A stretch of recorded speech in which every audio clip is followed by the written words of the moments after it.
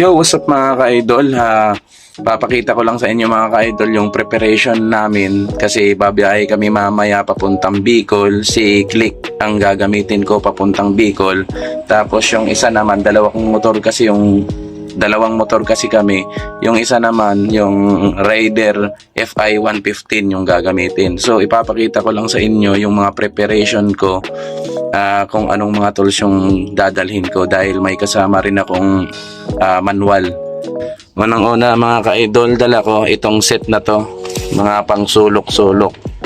Iba't ibang sukat yan, may Allen wrench, merong ito, yung bulaklakin na tools.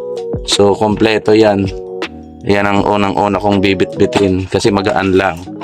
So meron naman ako dito mga idol, isang set talaga ng socket wrench. Mapansin nyo, pinili ko lang yung mga dadalhin ko. Hindi ko siya dadalhin lahat kasi mabigat. Yung mga tools ko dito, pinili ko lang din yung mga dadalhin. Unang-una dahil mayroon tayong kasamang Raider FI 115, nagdala ako ng extra kaputol na kadina. Siyempre hindi mawawala yung pako. Dala akong pako. Meron ako ditong pamputol ng kadina. Kaso nung last na nagbikol ako, nasira ko siya, naputol yun nandito. So, siyempre meron tayong Phillips screw. Special talaga rito dito sa mga tools na to, 10, dalawang 10, 12, 8mm. Ito 12 pa to. Ito 12 tapos 14. Yan 15. Ito 17. 13 na open combination. 14 na combination. Tapos 20 to pinakamalaki ko lang. 19. So yan ang kailangan ko. Tapos dito naman, kasi tinanggal ko nga yung laman ng socket wrench para hindi na lahat masama. Ganon lang din.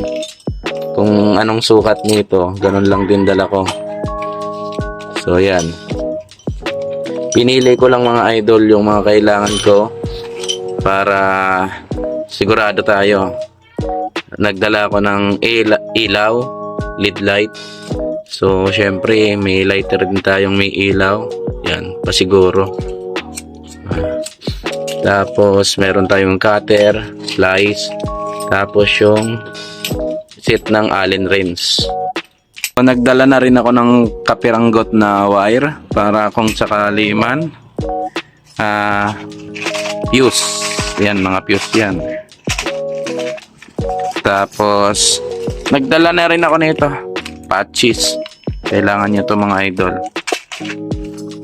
Hindi mawawala yung ating pambumba. Kailangan rin to. Tapos yon, reflectorize natin. Then nagdala na rin ako ng isang relay, isang relay.